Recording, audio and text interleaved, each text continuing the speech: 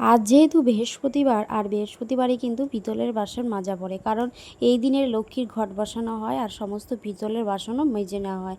তাই আমিও বসে পড়লাম, প্রায় মাজা আমার হয়ে গেছে, তখন আর অল্প কটা বাসন ছিল, তাই সব কটা বাসন মেজে আমি এখানে ধুয়ে উপর করে দিয়েছি।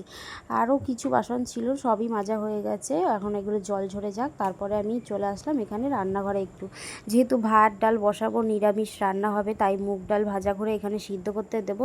মুগ ডালটা করব পেঁপে দিয়ে, আর এখানে হচ্ছে ভাতও বসিয়ে দিয়েছি, ভাত আর ডালটা হতে থাকবে। আর পেঁপেটাও কেটে নিয়েছি, দেখো পেঁপেটাও খুব সুন্দর হয়েছে, একটু বড় বড় সাইজ করে দেবো। আর এই যে মুগ ডাল যখন 50% মতো সিদ্ধ হবে, তার মধ্যে বড় বড় করে কেটে এইভাবে ডালের মধ্যে দিয়ে দিলাম। এইভাবে কিন্তু ডালটা রান্না করলে অনেক টেস্টি ও সুস্বাদ হয়। যাই হোক, আমি এখানে ভাত ডাল বসিয়ে দিয়ে চলে যাব এবার ছাদে। আজকেও যেহেতু 2 বালতি কাচাকাচি করেছি, রোজই তো কাচাকাচি আমার হয়, একদিনও বন্ধ যায় না, তাই আজকে আরও 2 বালতি হয়েছে। তাই সোজা চলে গেলাম ছাদে। আজকে আর বেলকনিতে শুকাবে না, যেহেতু সকাল থেকেই মেঘলা মেঘলা, কালকে রাতে বৃষ্টি ঝড় শিলও পড়েছে, তাই আকাশটা একদমই মেঘলা, রোদ ওঠেইনি। সেই কারণে ব্যালকনিতে আর জামাকাপড় মনে হয় না আজকে শুকাবে। যাই হোক, সব জামাকাপড়গুলো আমি আজকে ছাদেই মেলে দেবো তাই। আর পরে যেহেতু রোদ উঠেছিল, একদম সকালটা পুরোই মেঘলা ছিল কালকে বৃষ্টি হওয়ার কারণে, আর প্রচণ্ড পরিমাণে ঝড় বৃষ্টিটা হয়েছিল আমাদের এখানে। জানি না কোথায় কোথায় হয়েছে, কিন্তু আমাদের এখানে হয়েছিল। তারপরে এখানে সমস্ত জামাকাপড় আমি মেলে দিলাম ভালো করে চিপে।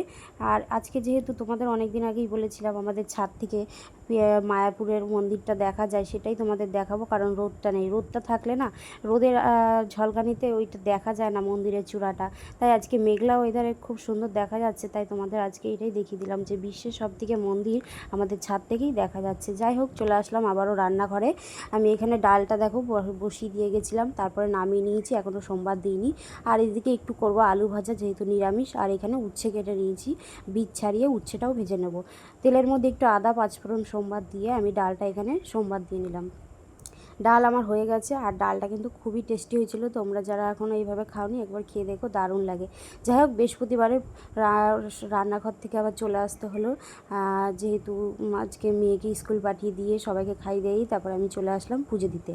আর যেহেতু বৃহস্পতিবার, আর একটা আমের পল্লবও জোগাড় করেছি, খুব বড় হয়ে গেছে পরিমাণে, কিছু করার নেই। আর কয়েকটা আকন্দ ফুলও পেয়েছি, তাই ভাবলাম শিবের মাথায় একটা গলা মালা করে দিই। আর দুটো আমি বাড়িতেও নীলকণ্ঠ ফুটেছিল, তাই হোক বাবার মাথায় পড়লো অনেক দিন বাদেই। আর এই দেখো, এখানে লক্ষ্মীর ঘটের জন্য আমি একটা মালাও গেঁথে নিয়েছিলাম খুব সুন্দর করে।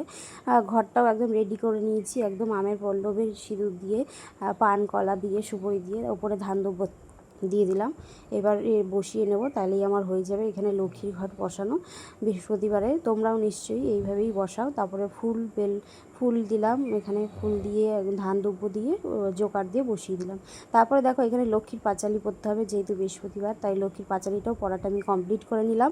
তারপর যাই হোক, পুজোটা আমার কমপ্লিট করে আজকে এখানেই আমি আমার ব্লগটা শেষ করলাম বন্ধুরা।